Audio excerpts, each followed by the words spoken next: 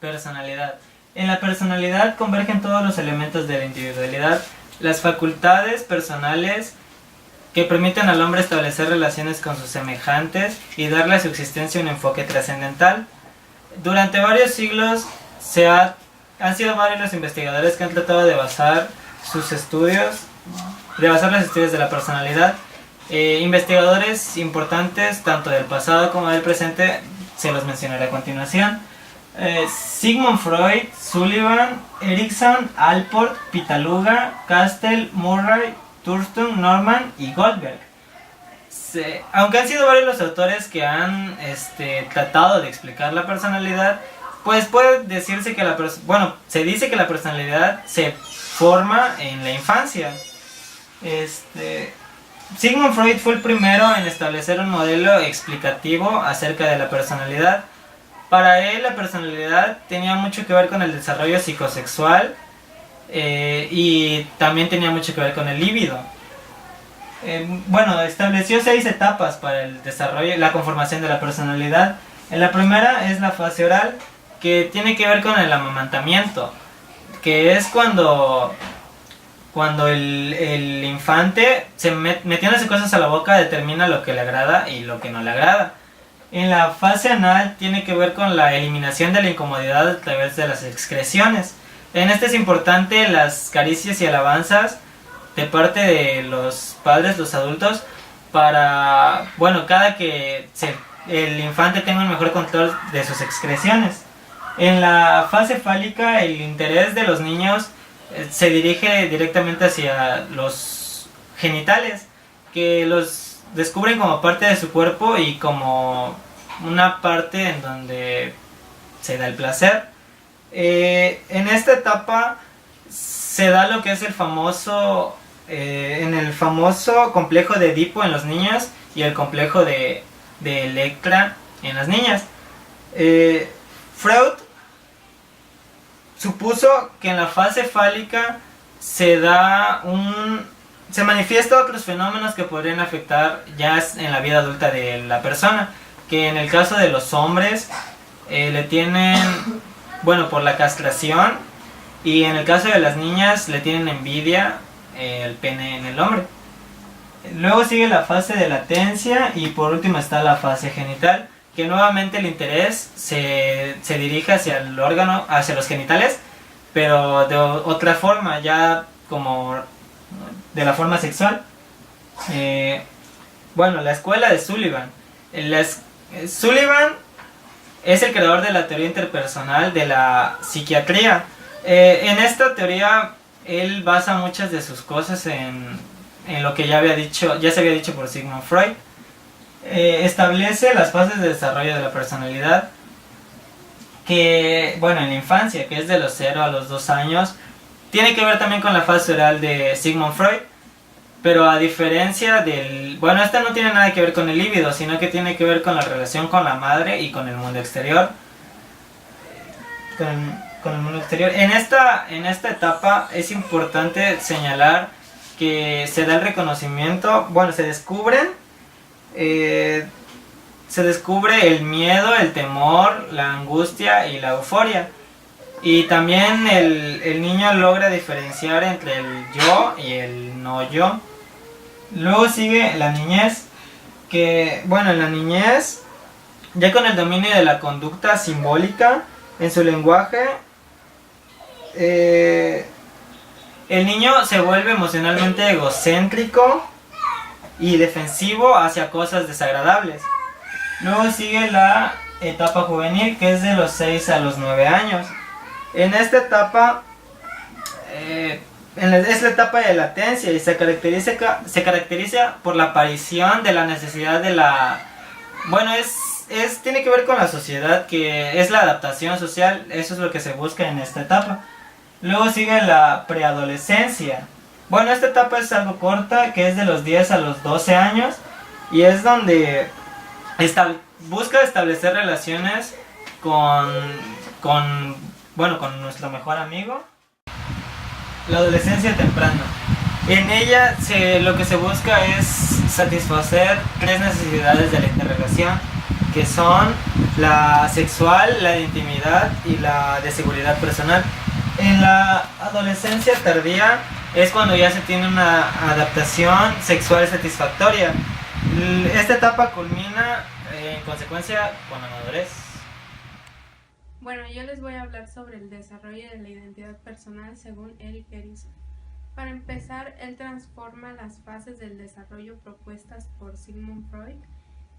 Dice que, en primer lugar, la etapa del desarrollo no termina hasta los 20 años, sino que es un proceso que dura toda la vida. En esto, el individuo se enfrenta a diferentes tareas específicas, lo que nos lleva a dos resultados, ya sea el logro o el fracaso. Estas etapas son 8 y tienen el nombre de epigénesis. Bien, como ya había mencionado, en esta epigénesis se divide en 8 etapas y también las vamos a clasificar entre lo que es el fracaso y el éxito o el logro.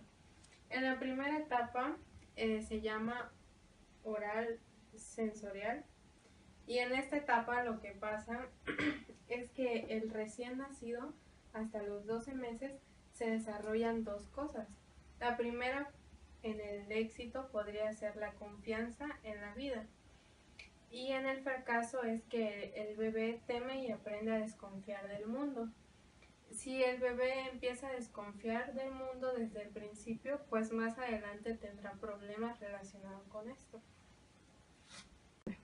La segunda etapa es la muscular anal. Esta se da de 2 a 3 años. En lo que es el logro encontramos que el niño se ve independiente, pues es capaz de realizar algunas pequeñas tareas por sí solo. En el fracaso encontramos que el niño se encuentra demasiado controlado, lo que después le afectará a que no sea una persona totalmente autónoma. En la tercera etapa, la llamada locomotor genital, se da de 4 a 5 años. Aquí, entre el éxito o logro, podemos encontrar que el niño ya tiene orgullo por las propias capacidades o habilidades que ha desarrollado. En lo que es el fracaso encontramos la inhibición o culpa por tareas que él puede que haya hecho o no. En la cuarta etapa, la etapa de latencia, tiene mucho que ver con los postulados de Freud y la escuela juvenil de Sullivan. Esta se da de 6 a 12 años. En el logro encontramos que el niño se vuelve trabajador y competitivo. En el fracaso, puede que este niño se crea inferior o bien puede que sea mediocre.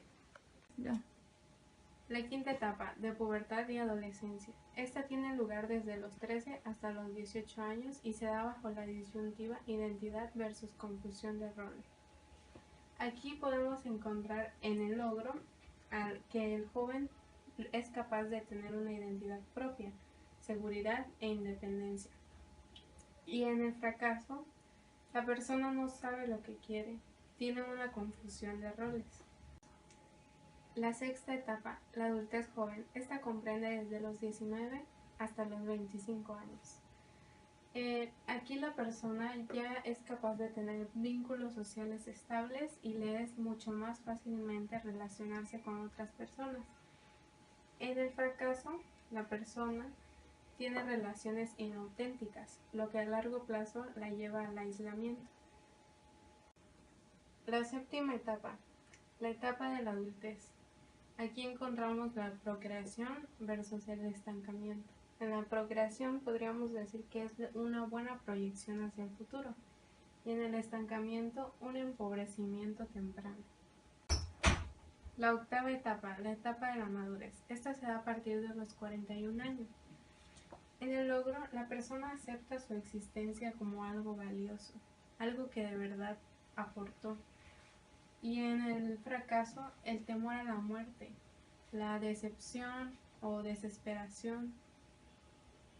Ahora les voy a hablar sobre el desarrollo cognitivo visto por Piaget. Actualmente se reconoce sus ideas sobre la inteligencia y el pensamiento de los niños que han producido el mismo tipo de impacto que Freud produjo con la concepción del hombre. Piaget es muy importante para el ámbito de la psicología, la museografía y la educación. Él postuló que la inteligencia se desenvuelve mediante 4 etapas, que más adelante voy a explicar. En esta intervienen 3 principios fundamentales. El primero es la asimilación, la acomodación y la asociación. Bueno, vamos a comenzar con el periodo sensoriomotor. Este dura desde el nacimiento hasta los primeros 2 años de vida. Su nombre se deriva de que en esta etapa el desarrollo de la inteligencia se relaciona directamente con los aspectos sensoriales o motrices del individuo. En un primer momento, el recién nacido establece su relación con el entorno mediante reflejos. Aquí tenemos algunos de los reflejos innatos. Primero, el reflejo tónico del cuello, que es lo que hacen el movimiento. El reflejo de presión, que es cuando los niños aprietan nuestro dedo. El reflejo de la marcha y el reflejo del gateo. Pero antes de esto, uno de los primeros reflejos es el de succión, para amamantarse de su madre. En este reflejo, conforme van pasando los meses, llega a diferenciar entre la succión al pecho de la madre y la succión a su dedo pulgar. También avanza la percepción con la vista. Ya ven que cuando están pequeños los niños comienzan como que a mirar todo y así, y luego dicen que lo que no se ve es como si no existiera. Hacia el final de este periodo, el bebé actúa intencionalmente y es capaz de establecerse metas o propósitos claros. Vamos con el segundo periodo, el periodo preoperacional. Este dura desde los 2 hasta los 7 años de vida. Se caracteriza por la habilidad del niño para las manipulaciones simbólicas inmersas a la realidad. Aquí es normal que el niño en sus juegos diga que va a hacer de cuenta, por ejemplo, que es una mamá. Tiene a su muñeca y ella es su bebé, le da de comer, la lleva al baño y de todo. Entonces, lo que sucede aquí es que en estos juegos tratan de acontecer la realidad, pero aunque solamente esté en su mente. También algo más que descubre Piaget en esto es que es una fuerte tendencia al egocentrismo, a que el niño parece incapaz de aceptar el punto de vista de otra persona. También se da la irreversibilidad, que es la incapacidad del pequeño de dar marcha atrás a sus conclusiones. Una vez que llega a algo, no quiere cambiar. Vamos con el tercero, que es el periodo de las operaciones concretas. Aquí el resultado de este periodo es que los niños llegan a ser más coherentes, mejor organizados e integrados. Vamos a poner de ejemplo a un niño preoperacional con un niño de operaciones concretas. El niño preoperacional lo que va a decir es que si le presentamos 2 vasos de refresco y uno está más gordo que el otro, lo que va a decir es que quiere en el gordo porque ese está más grande y tiene más refresco, y va a empezar a pelear porque a la fuerza quiere ese, porque piensa que en el otro, pues como es más pequeño, tiene menos. En cambio, el niño con operaciones concretas sabe que aunque el vaso cambie, el contenido va a ser el mismo. Aquí se pueden analizar la intencionalidad de otros y también pueden juzgar a los actos no solo por el daño que ocasionan, sino la intención de quienes lo originan. Por último, vamos al periodo de las operaciones formales. Esta se da a partir de los 11 años y es donde los adolescentes ya logran el desenvolvimiento de la etapa de las operaciones concretas. Aquí se ha llegado a cierto nivel de independencia de los hechos físicos y esto permite manejar los símbolos, así como vemos aquí en el ejemplo. Al llegar a las operaciones formales, la habilidad de manejar el pensamiento simbólico llega a su máximo desarrollo. También es más fácil entender lo que es la trigonometría, y estas pueden ser completamente comprendidas y resueltas. También ellos ya pueden trabajar con símbolos, lo que hace que se desglosen o se deslinden de los acontecimientos físicos.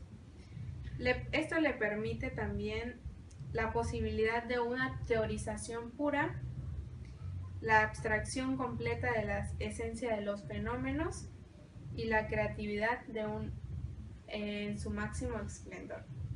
Bien, después de que ya les dieron esta pequeña introducción a lo que es nuestro tema, yo les voy a hablar sobre temperamento, carácter, teoría de los 5 factores, anormalidad y normalidad. Bien, la teoría de los 5 factores, como ya decía, algunos autores toman a Gordon Allport como el iniciador de esta teoría. Bueno, como ya les dije, consta de 5 factores. El primero es el factor O, que es lo que es la apertura de la experiencia. Es cuando el sujeto se abre a nuevas experiencias para vivirlas. Luego sigue lo que es el factor C, que es la responsabilidad. Aquí, como el nombre lo dice, es con qué tan enfocado está el sujeto hacia sus objetos. Luego sigue lo que es el factor E, que es la extraversión, que significa el qué tan abierto es el sujeto con los demás. Y luego sigue lo que es el factor A, o cordialidad o amabilidad, que como también el nombre lo dice, es qué tan respetuoso, amable y tolerante es el sujeto.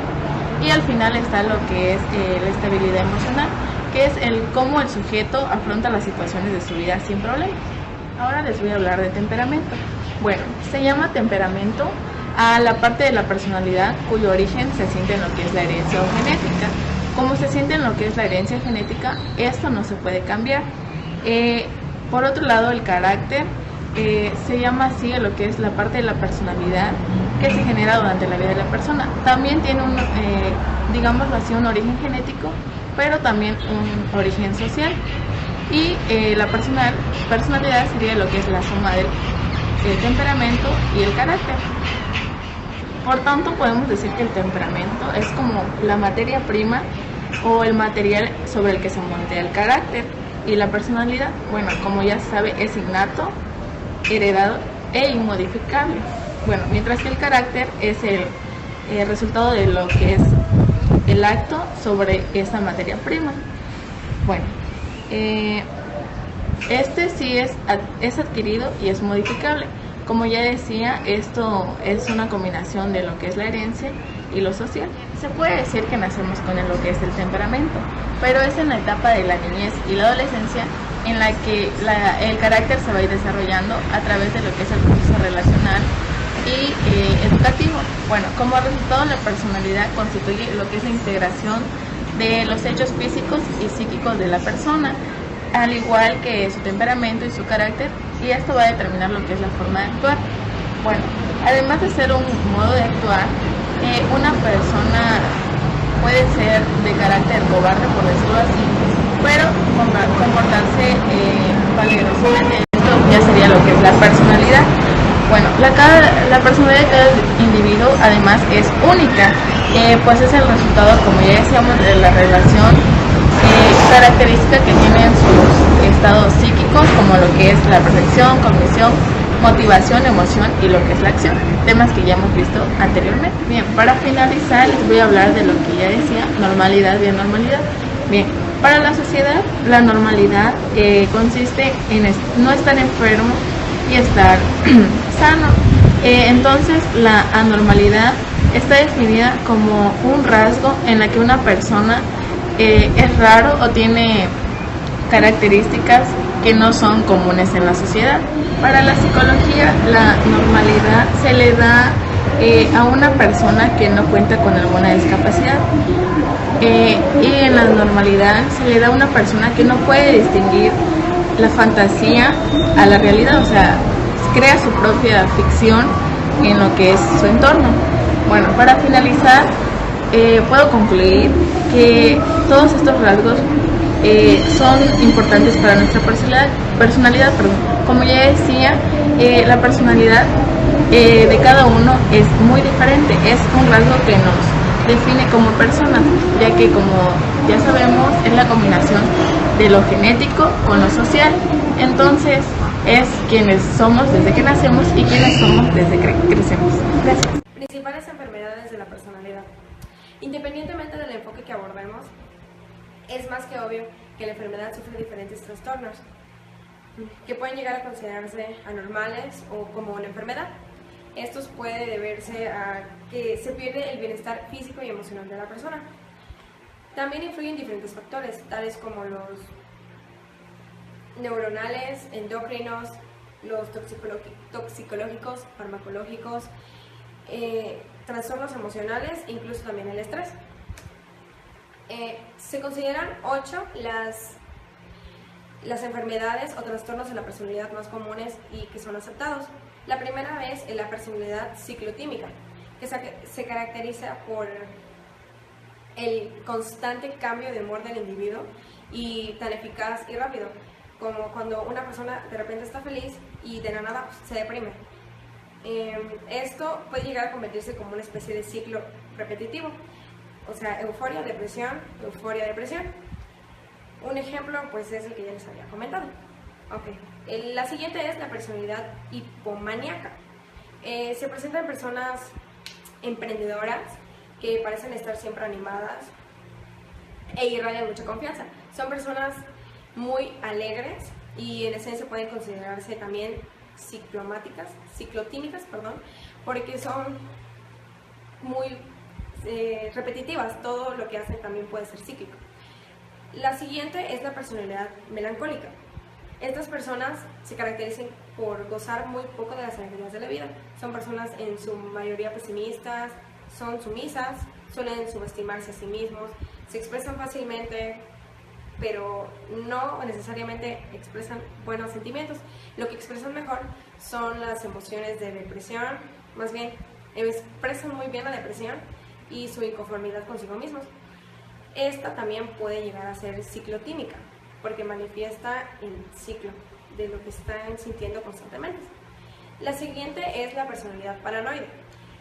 Esta es muy común y muchos conocemos personas así, pues se caracterizan por ser malhumoradas, toscas, suspicaces, insensibles incluso de las necesidades de los demás, agresivas, depresivas, son desconfiados, y lo más común de ellos es que se sienten acosados, y creo que esto se ha visto hasta en programas de televisión. Son personas que creen que hacen complots contra ellos. Es muy común y principalmente, y lo más común de ellos, se creen en el centro de atención. Personalidad esquizoide. Estas personas son incongruentes de la vida afectiva. Se sienten aislados, solos, incompetentes, incomprendidos en su mayoría.